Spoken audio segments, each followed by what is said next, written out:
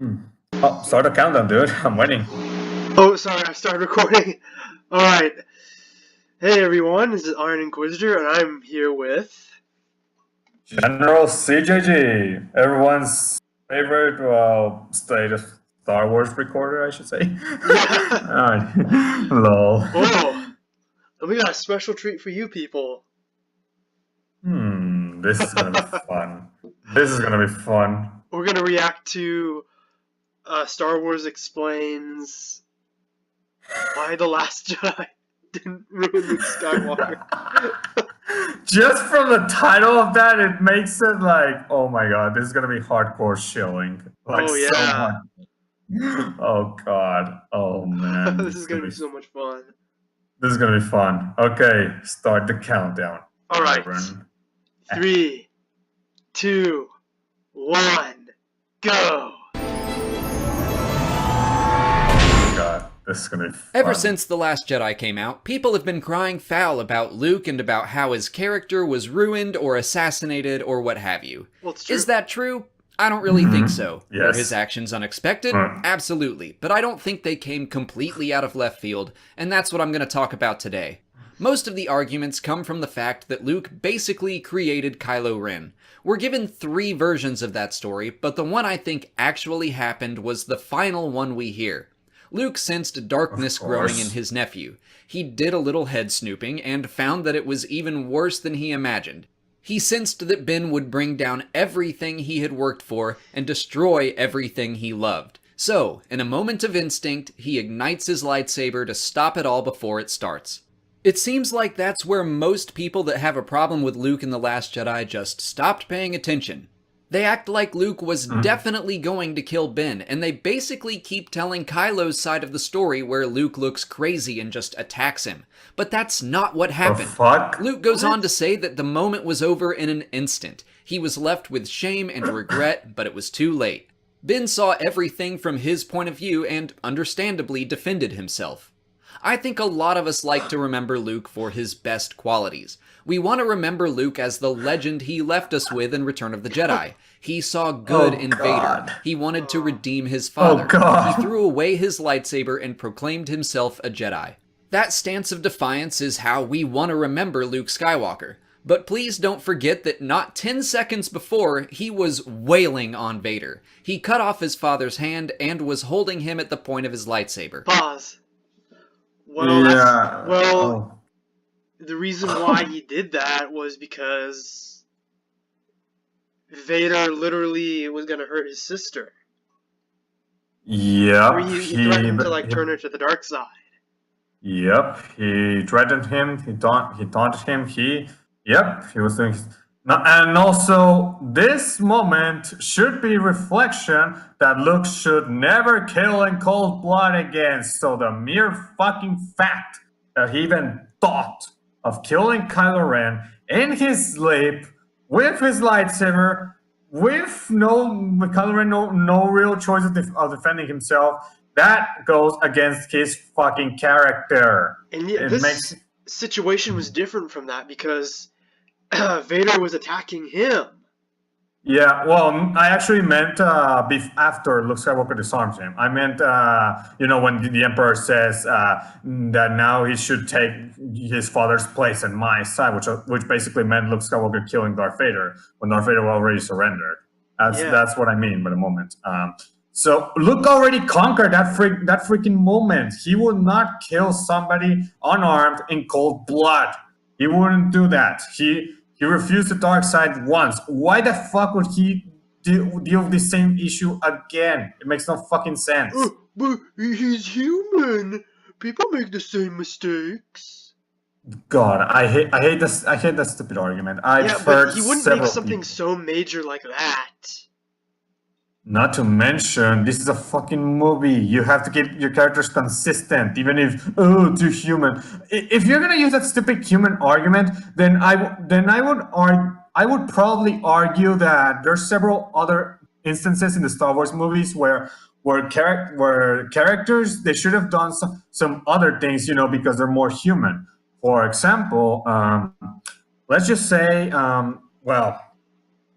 there are several other examples in the Star Wars movies. I need to think of one. Do you know one, Ironinquisitor? I need to think of one. I'm trying to think. I'm really tired right now. Oh So, god. all right. Well, okay, okay. I think I have one here. Oh, let's hear it. So okay, you know how in the prequels, you know how the Jedi basically have no emotions. They're supposed to, but the reason why that is because the Jedi are supposed to be like that. They're supposed to be on emotion to keep their emotions at a stable rate, so that they don't succumb to any sort of emotional.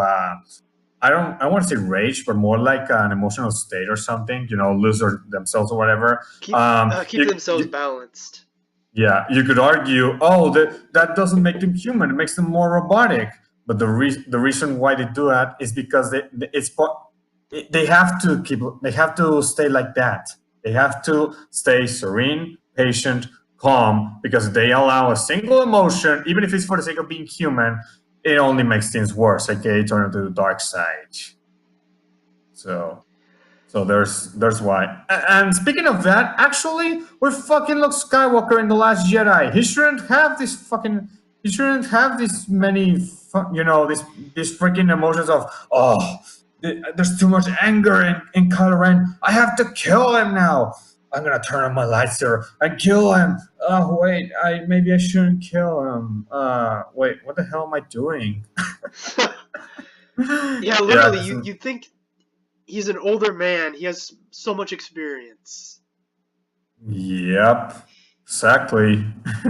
Speaking of the old man, that's another argument I want to tackle. But let's finish the video because probably some people want us to finish the video first. Okay, all right. So let's continue in 3, 2, 1. In the original trilogy, you could argue that Luke's darkest moment happened right before his most heroic. And I guess people want to say, well, Luke defeated the dark side in that moment. He didn't fully give in to hatred and rage. But just because he won there doesn't mean he's never going to struggle with dark thoughts ever again. That's not how life works. Every day we're met with new temptations and new decisions. Just because you made the right decision yesterday, it's not a given that you're gonna make the right decision today. Luke has a good heart. That's why he refused to kill Vader, even when Yoda and Obi-Wan urged him to. That's the part of Luke we want to remember.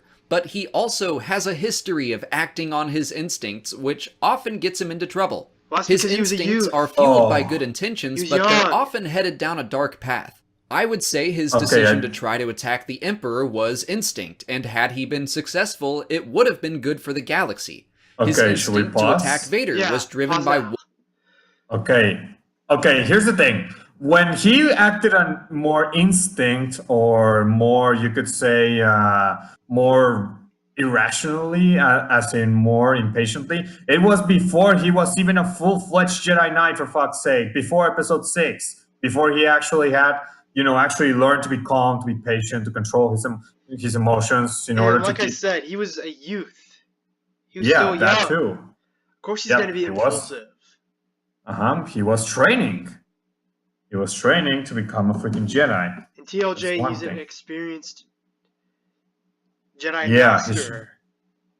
Yeah, indeed, and also that's the thing about him saying that just because you did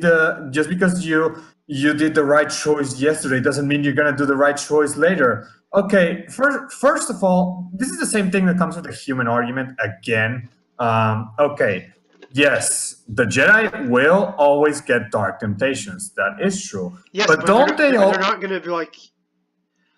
He's saying like, they're going to be tempted by the same thing over and over again, the same exact situation.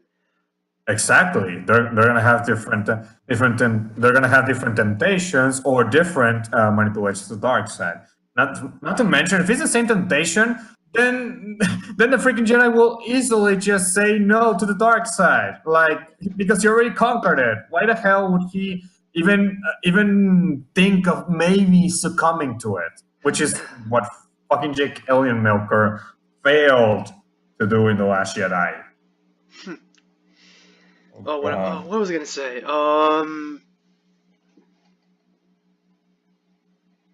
Sorry, it left my mind. Well, I think you could get some more thoughts when we finish this video. Oh, yes. All right, let's Okay. go on in 3, 2, 1. Wanting to save his sister from darkness. But again, that was a dark moment for himself. It was instinct that caused him to ignite his lightsaber in Ben's hut. But he didn't act on it, and he immediately knew he had made a mistake. He was immediately ashamed of what he had done and what he'd felt, even though he hadn't actually done anything. Had Ben stayed asleep, things probably would have gone very differently. Given the chance, I have no doubt that Luke would have left and then later talked to his nephew, probably completely unarmed, knowing what his instincts told him to do. But we'll never know because that's all it took. Okay, 1 second this of is- instinct, one brief but big mistake. Okay. I don't think Luke having an instinct that he Okay. didn't act on is we character should- assassination. Pause? Not one bit. If Luke had Yes. straight up Right, pause attacked now. This. Okay, because here's the thing. How about this? How about talking to Ben unarmed in the first place, not Yes. after you try to kill him? That's so fucking retarded. That is one of the first things I actually thought when I saw this. When I saw the movie did it. Luke Skywalker, the first thing he would do is before even attempting to go for the final choice of killing Ben Solo or Kylo Ren, is he will talk to Kylo Ren about it, and he will probably figure out some stuff. I mean, okay, in the Book of High Jedi, you've probably seen Luke Skywalker trying to talk with Kip Duran, right? I'm pretty sure you have. I think I'm at the part where Kip Duran, I like right at the chapter when he's coming, because Gantoris just died. Oh, okay. Well, what do you remember from the Jedi Academy trilogy, the last 2 books? I do remember him talking to him. Okay, so that's Luke Skywalker. I mean, Kip Duran was already was under the influence of Exar Kun at that time, and still he didn't go like, "Ooh, you fall into the dark side, therefore you must die." Yeah, exactly. He actually was trying to turn him back. That's what Luke Skywalker would do. He would try to reason with whomever is on the brink of going to the dark side or on the dark side and see if maybe he can bring him back to the light. He wouldn't go for the choice of killing him immediately. And Yes, here's another killing thing. would be his last option. And here's another thing: if Luke cannot discuss with Kylo Ren and he thinks that the best choice is to kill him, the first thing he will do before killing him is discuss it with Han and Leia. That's the first thing he would at least do: discuss it with the parents of the kid that you're going to fucking murder. Like, that's the very first thing. Like, shouldn't he at least tell Leia or Han or both? Hey, Yeah, that your like, son- I sense darkness in him. yeah, We should I talk sense to him. darkness. That's what he would literally do.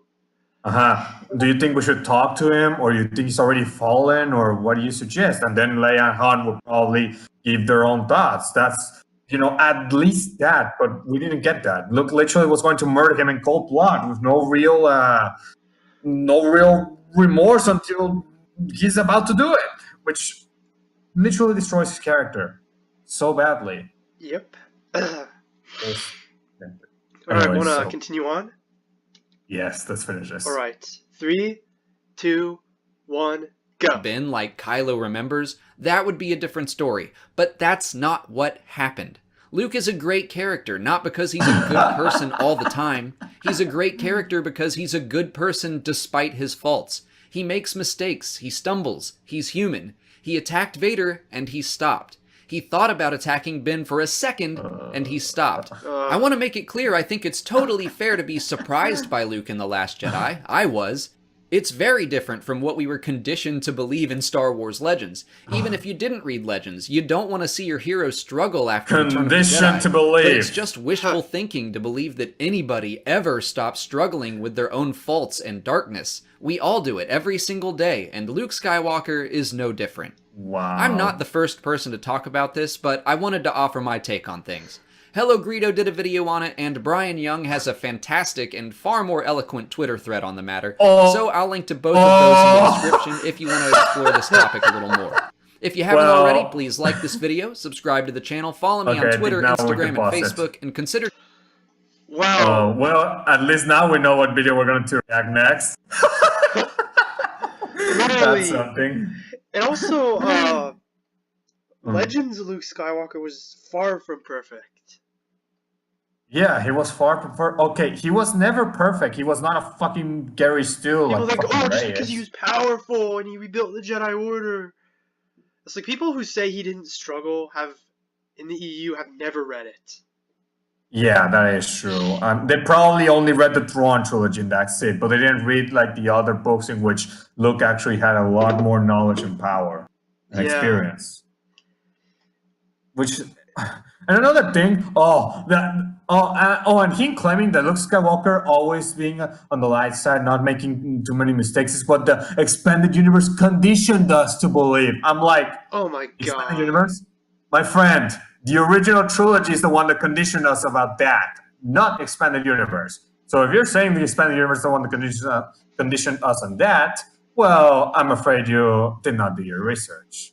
I'm sorry, but that is true. It was the original trilogy that conditioned us. Luke Skywalker always was a hopeful, heroic, optimistic character of all time. Fucking Mark Hamill knows that, which is why he went against Rian Johnson's wishes when it came to directing The Last Jedi. Even he fucking knows it. So the fact that you don't, I'm surprised about that. Well, then again, you're a shit. I shouldn't be too surprised about that. But yeah, so anything else you have to add to this video, Iron, so we can end this Well, I reaction? will conclude by saying he's wrong. Oh, so wrong. So freaking wrong. This is very wrong on so many levels. This is well, I mean, this is one of those proofs that the trilogy, the sequel trilogy fanboys and Disney Star Wars shields were shilling hard and defending hard the Last Jedi's worst. I mean, yeah, I've heard from some people that there are Force Awakens or Disney Star Wars fans that are pissed at the Last Jedi for what they did, but there's definitely Disney Star Wars fanboys that will defend anything, no matter what, and this is proof of it. Yeah, like a certain troll on my channel. Logan. That's yeah. So that's all we have for this video. Alright, yeah. So tell us your thoughts on this and our commentary, and we will see you in the next video. See you later, guys.